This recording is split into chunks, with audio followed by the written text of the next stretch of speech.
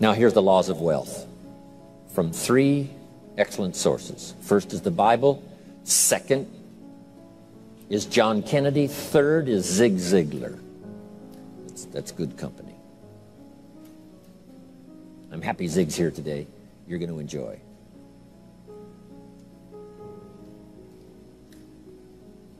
The wealth formula. Okay? First, I've already quoted from the Bible. He that wishes to be the greatest, find a way to serve the many. So that's the first key to the wealth formula. Service to many, finding a way. Now, some may have a wish to serve many, but you need a way. So you keep searching till you find a way, because if you search, you will find a way to serve more and more so that your life will be greater and greater. The second, John Kennedy's inaugural speech. Here's what he said. Don't ask.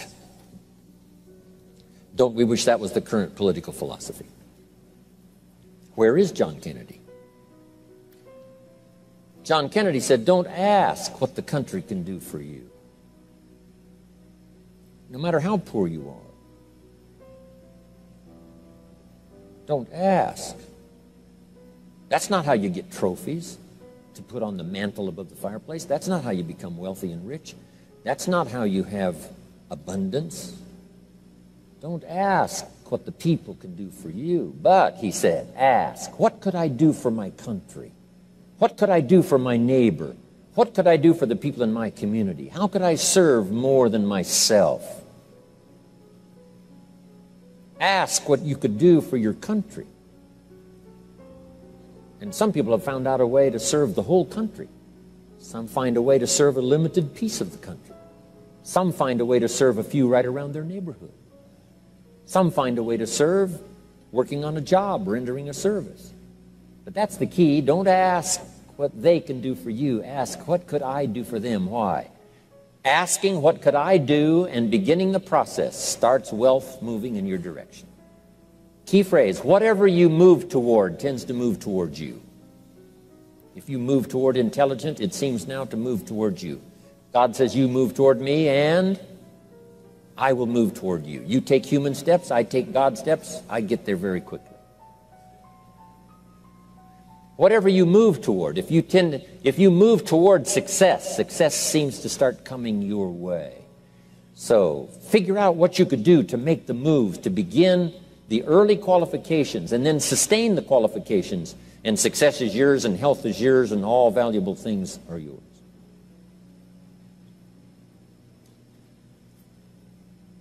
Now, the third, of course, is Zig Ziglar, and I'm going to borrow. Hopefully, he wasn't going to use it today, so I get to borrow it. Zig's got the best formula put in layman's terms I've ever heard. If you help enough people get what they want, you can have everything you want. Help enough people get what they want, you can have everything you want. When I first heard that, I underlined the word everything. And guess what I did? I went for it. If you help enough people get what they want, you can have everything you want. Here's another way to put it. If you help enough people get what they need, you can have everything you need. So you don't supply your need by concentrating on your need. You supply your need by concentrating on the answer, by the deserving, helping enough people. This weekend is another part of my life. Sharing, helping, translating my experiences by the best language I can choose, as awkward as it sometimes seems. Words are clumsy sometimes when you try to express what's going on in your head, let alone your heart. But I'm going to struggle best I can these days with the English language, trying to make it valuable to all of you. Okay. Now, start a little subject called personal development. As you know my story, I met someone when I was 25 years old. His name was Earl Schoaf, who dropped into my life at an extraordinary time. So, key phrase, timing has a lot to do with it, and who knows, part of the mystery of time, the timing. Part of the timing one I just had that experience that I've shared in other seminars when the Girl Scout knocked on my door. And I walked to the door, and she gave me the big pitch on the Girl Scout cookies, best organization in the world for girls. Got several flavors, time to buy the cookies, only $2. And with a big smile, she very politely asked me to buy. No problem, I wanted to buy. Big problem, I didn't have $2 in my pocket. And I didn't want to tell her that. So I did what I thought was next best. I lied to her.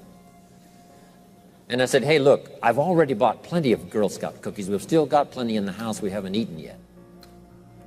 She said, oh, that's wonderful. Thank you very much. And she leaves. When she leaves, I say to myself, I don't want to live like this anymore. I mean, how low can you get lying to a Girl Scout? I mean, that's low down.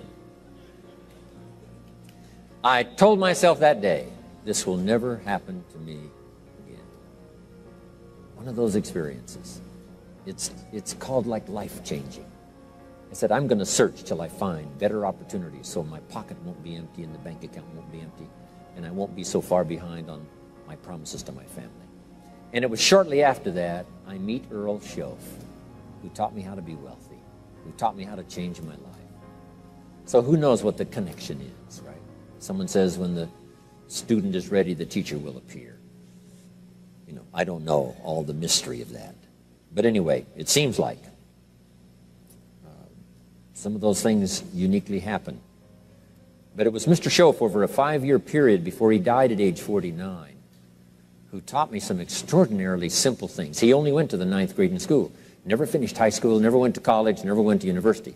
So he put his ideas and his experiences in very simple language, which I think for me, you know, a kid from the farms of Idaho, that simplicity was so important. Because if it would have been technical, I'd have missed it. If it would have been mystic, I would have, backed away. But it was just basic, blunt, ABC, familiar stuff that I hadn't thought of before. And he did start to remind me, and those ideas changed my life. Mr. Schoaf was the one when I said, this is all they pay. He said, you've been working 6 years, Mr. Owen, how come you're not doing better? And I said, this is all the company pays. He says, well, that's not true. I said, no, this is my paycheck. This is all the company pays. He said, no, this is all the company pays you. I thought, that's a new way to look at it, right?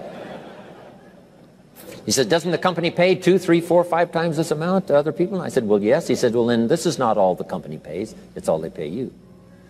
And if you qualified, wouldn't your income grow 2, 3, 4, 5 times? I said, I suppose. So he said, we don't have to work on the company. We have to work on you. See, that was the beginning of what he called the phrase personal development. I told him things cost too much. He said, no, you can't afford them. I thought, well, that's a new concept. I hadn't thought about that. We put some of the valuable things on the high shelf, so you can't get to them until you qualify. If you want the things on the higher shelf, you've got to stand on the books you read. Every book you read, you get to stand a little higher so you can get the things on the higher shelf. See, I learned those concepts. It was so incredible. And here was the most important one. Success is something you attract by the person you become. See, that phrase changed my life. Success is something you attract by the person you become. Success is not something you pursue. It's like chasing a butterfly. You can't quite catch it. Success is something you attract by becoming an attractive person. See, those were new concepts to me. I'm just working hard trying to make a living. Here's what he said to me. This changed my life. I got a chance to teach this in Moscow and across Russia. 3 visits, now the 4th. Here's what Schoaf taught me. Profits are better than wages. Nobody taught me that in high school. Nobody taught me that. I went to 1 year of college. Nobody taught me. Profits are better than wages. Wages make you a living. Profits make you a fortune. And how could you work on both a living and a fortune? He said, well, you could start part-time working on your fortune while you're working full-time on your living. I thought, wow. Now, he said, it's fun to get up in the morning. Not just getting up, go to work to pay the rent. but to get up to go to work to make a fortune. First, to make a living for my family. Second, to make a fortune. And he taught me how to make both a living and a fortune. Guess what I did? I learned how to make both a living and a fortune. And I found out anybody could do it once they get the information. And at age 25, I started receiving this extraordinary information. Here's what he said: your income is directly related to your philosophy, not to the economy. I thought, no one ever told me that. I kept hoping the economy would change. He said, no, your philosophy has to change. I assured him that I had my fingers crossed. He said, that won't help. Then what could I do to change my income and multiply it by 2, by 3, by 5, by 10, and then multiply it by 10 again? What could I do? And he started giving me the disciplines and the process of learning the skills to change my life. This was an extraordinary man. Those were extraordinary times for me, life-changing in every manner that you can imagine, but very simple ABC concepts. Here's what I learned: not to search for the exotic until you've discovered the basic. And those basic philosophies that he shared with me during that time were life-changing, and he called it personal development. Okay, jot these ideas down. First, for personal development, we must understand the law of the seasons and the lesson of the seasons, which prompted that first book, the first book of mine, Seasons of Life. Here's the phrase: life in business is like the changing seasons. Frank Sinatra used to sing, life is like the seasons. Next phrase: you cannot change the seasons, but you can change yourself.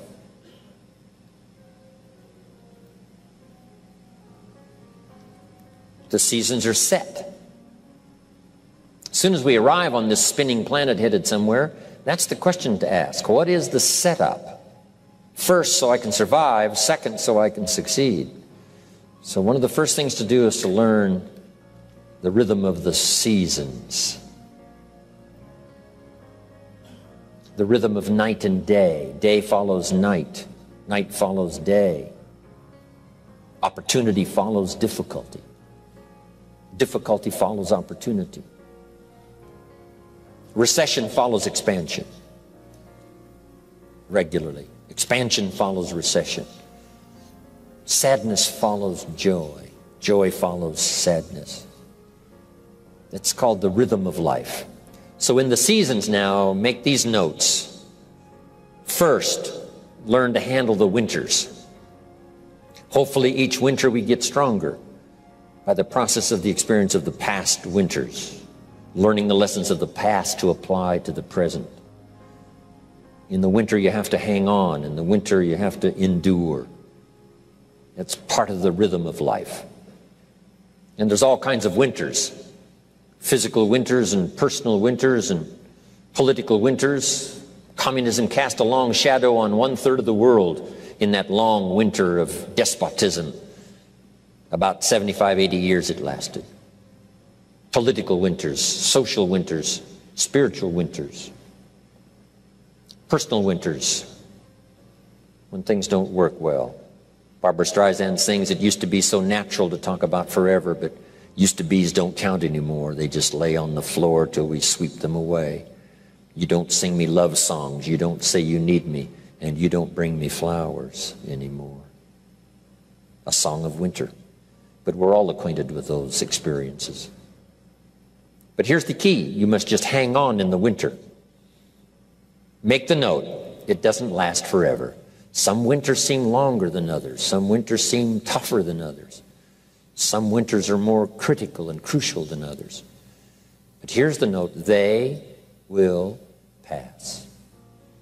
The night can only be a few hours. As far as we know, there's never been a double night. And the whole key to this is, surely you can make it just a few hours. Hang on. Whether it's playing a game or whether it's an enterprise, the winters do come. Mickey Mantle, my hero back in those days of the Yankees. Wow. He used to get in the batting slump. It was tragic to watch. This is the home run king. This is the fastest man in baseball. This is one of the most accomplished players ever to play the game. But he used to have these terrible slumps when it seemed like he couldn't get a hit, or he couldn't get very many, and he couldn't hit home runs. And someone asked him one time, what do you start changing? He said, I don't change anything. He said, what do you do? He said, I wait till it's over. Right? You just keep swinging and you just keep hanging in there until finally it passes. Maybe you need a little touch of refinement, but for the most part, here's what you have to do. Endure. Because the winter finally passes and the night finally fades away and the daylight comes and the shadows flee away. So the winters we just have to handle. Here's what's next, the spring. Spring always comes. Opportunity follows difficulty. Day follows night. Here's what spring is called, opportunity. Spring is not a guarantee. It's guaranteed to come, but it's not spring that guarantees the harvest. Here's what you must do. Use the spring to your best advantage. And you've got to hurry because spring is usually not very long. The short season of spring reminds us of urgency. If you want a full harvest, come harvest time, you've got to take advantage, but you must do it quickly. Spring is the opportunity to meet someone. Sometimes you have to do it quickly. Here's a person, you say, be nice to meet that person, but before you get a chance to say hello, they're gone. In space language, we call it window of opportunity. If the rocket doesn't launch and if the spacecraft doesn't go in an appointed time, it's got to wait for another cycle of times. If you don't get it planted this spring, you've got to wait for another cycle of seasons before you have another chance. So, the urgency of spring. Life is brief, so take advantage of every spring you can get for your lifetime. The Beatles wrote, life is very short. And for John Lennon, it was extra short. For Michael Landon, it was extra short. For my dear business colleague, Mark Hughes, it was extra short. He died at age 44. So, it's brief. Bill Bailey reminded me, it's easy to say I've got 20 more years. But here, that sometimes fakes you out, saying I've got 20 more years, meaning it looks like you got a lot of time. But here's what he said, if you go fishing once a year, you've only got 20 more times to go fishing. Not 20 years to go fishing, 20 times. So you've got to make each time count when the opportunity comes, each time. So take into account the brevity of life. My father lived to be 93, but it seemed so short. I kept asking for another 10 years, another 10 years, and finally, it ran out. But 93 is not bad, but it still seemed short. So it is short. So pick up the urgency of spring now. Knock on every door to find the opportunity. Search and search till you find answers for your future. And do it quickly, because spring is short.